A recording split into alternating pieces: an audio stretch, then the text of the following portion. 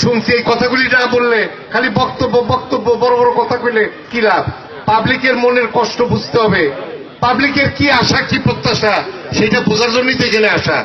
এইখানে আমার ছোট ভাই আলমগীর আজকে খুব কষ্ট পাইছে, শীতের মধ্যে পার হয়ে আইছে ফেরি দিয়া, 40 টাকা ভাড়া 150 টাকা দিতে কষ্ট।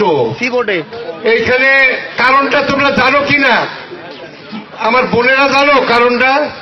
কারণটা হচ্ছে ওই যে স্পিড বোটে উঠতে গেলে 100 টাকা দিতে হয় নিক্সনের জন্য, ভাড়া হইল 40 টাকা, 10 টাকা ঘাটের খরচ আর 100 টাকা নিক্সন। এই জন্য কি তোমরা এই চান্দা বাজারে তোমরা ভোট দিয়ে আনছো, আর ভবিষ্যতে তোমাদের বাড়ি ঘরে ঢুকতে হইলে বাড়িতে হইলে চান্দা দিতে হবে, তারপরে টের পাবা। আমি এখান থেকে ঘোষণা দিচ্ছি, আগামী নির্বাচনে নৌকার বিজয় নিশ্চিত যদি করতে পারেন, এই স্পিড বোটের ভাড়া 50 টাকা আমি বান্ধে দিব, কোন ক্ষমতা থাকবে না, কোন শালার ক্ষমতা থাকবে না যে পাবলিকের থেকে চান্দাবাজি করবে, কোন শালার না।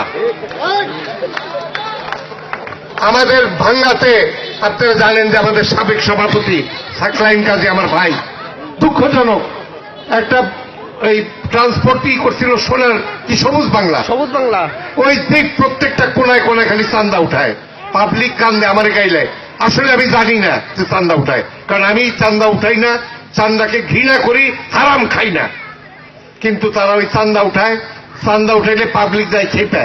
আমি দিচ্ছি ওইটা বন্ধ করে, সে গেছে খেপে যে আর নিক্সনের সাথে যোগ দিচ্ছে, লাভ হবে, আমি আছি জনগণের সাথে।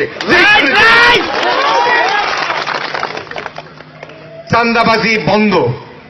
আপনারা খাল কাইটা কুমির আনছেন, এই যে লিটু 4 বছর দৌড়াইছে নিক্সনের সাথে, ভাবছে যে একটা হাতি পাবে, একটা ঘোড়া পাবে, 2টা খরগোশ পাবে, শেষকালে একটা বিলাই পাইছে, শেষকালে একটা খালি বিলাই দিছে, আর কিচ্ছু পায় নাই।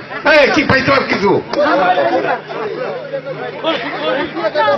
তো সেই জন্য এরকম করে কথা কইয়া, মিথ্যা কথা কইয়া